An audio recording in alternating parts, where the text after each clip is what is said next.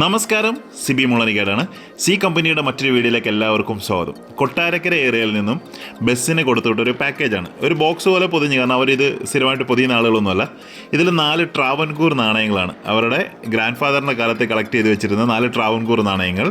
അവർ ശരിക്കും foreign coins collect ചെയ്യുന്ന ഒരു വ്യക്തിയാണ്. അപ്പോൾ അത് എന്നോട്ടൊന്ന് എക്സ്ചേഞ്ച് ചെയ്താണ്. ട്രാവൻകൂർ നാണയങ്ങൾ എനിക്ക് തന്നിട്ട് ഫോറിൻ നാണയങ്ങൾ കുറേ അവരുടെ മിസ്സിംഗ് രാജ്യങ്ങളുടെ ലിസ്റ്റൊക്കെ ഉണ്ട്. അപ്പോൾ അതെല്ലാം കൂടെ വെച്ച് ഒരു ഈക്വലായിട്ട് കൊടുത്തതാണ്.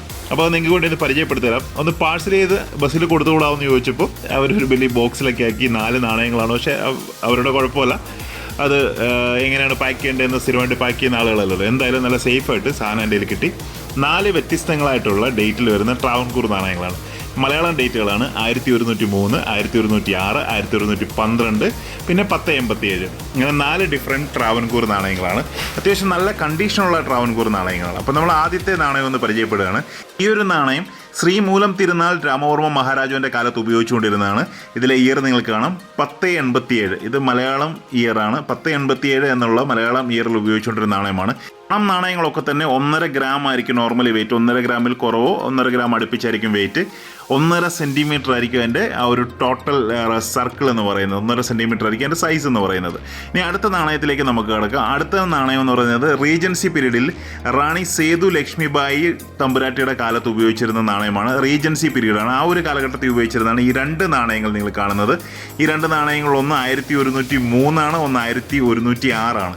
ട്രാവൻകൂർ നാണയങ്ങളുടെ മാർക്കറ്റ് ഇപ്പോൾ കുറച്ച് കുറവാണ്. കോവിഡിന് ശേഷം മാർക്കറ്റ് കുറച്ചൊന്ന് ഡൗൺ ആയിട്ടുണ്ട്. പക്ഷേ മാർക്കറ്റ് തിരിച്ചു വരുമെന്ന് പ്രതീക്ഷ കഴിഞ്ഞാൽ കിട്ടാവുന്നത്ര നാണയങ്ങൾ കളക്ട് ചെയ്ത് വെക്കുന്നുണ്ട്. ഫോറിൻ ഓപ്ഷൻ ആയാലും ട്രാവൻകൂർ നാണയങ്ങൾ നല്ലത് വന്നു കഴിഞ്ഞാൽ നല്ല രീതിയിലാണ് ബിഡ് ചെയ്ത് പോകുന്നത്. അപ്പോൾ ഇതിൻ്റെ കണ്ടീഷൻ അത്യാവശ്യം നല്ല കണ്ടീഷനാണ്. ഇരുന്ന് അതിൽ വന്ന ഒരു കറയാണ് കാണുന്നത്. 1106 നല്ല കണ്ടീഷനാണ്. ഈ 2 നാണയങ്ങളും ഒരേ റീജൻസി പീരീഡിൽ ഉപയോഗിച്ചിരുന്നതാണ്. പക്ഷേ 2 ഡിഫറെൻറ്റ് ഡേറ്റുകളാണെന്ന് മാത്രം. അപ്പോൾ ഈ നാണയങ്ങൾ പലപ്പോഴും നിങ്ങളുടെ കൈവശം ഉണ്ടെങ്കിൽ തീർച്ചയായിട്ടും കമൻറ്റ് ചെയ്യുക. ഈ ഒരു നാണയത്തിൻ്റെ കണ്ടീഷൻ ശരിക്കും നല്ല കണ്ടീഷനാണ്. ഈ നാണയത്തിൻ്റെ ബാക്ക് നിൽക്കേണ്ടത് നല്ല കണ്ടീഷനാണ്. ഇനി ലാസ്റ്റ് നാണയം ശ്രീ ചിത്തിര തിരുനാൾ ബാലരാമവർമ്മ മഹാരാജാവിൻ്റെ കാലത്തുള്ളതാണ്. 1112 ആണ് ഇതിൻ്റെ ഡേറ്റ്. ഈ പണം എന്ന് പറഞ്ഞ നാണയം ലാസ്റ്റ് ഇഷ്യൂ ചെയ്തിരിക്കുന്ന 1118 വരെയാണ്. മലയാള വർഷം 1118 വരെയാണ് പണം ഇഷ്യൂ ചെയ്തിട്ടുള്ളത്. ഇത് 1112 കുറച്ച് പ്രയാസമുള്ളതാണ്. ഈ മഹാരാജാവിൻ്റെ കീഴിൽ 4 വ്യത്യസ്തങ്ങളായിട്ടുള്ള പണമാണ് ഇഷ്യൂ ചെയ്തത്. 1112, 16, 18, 1121.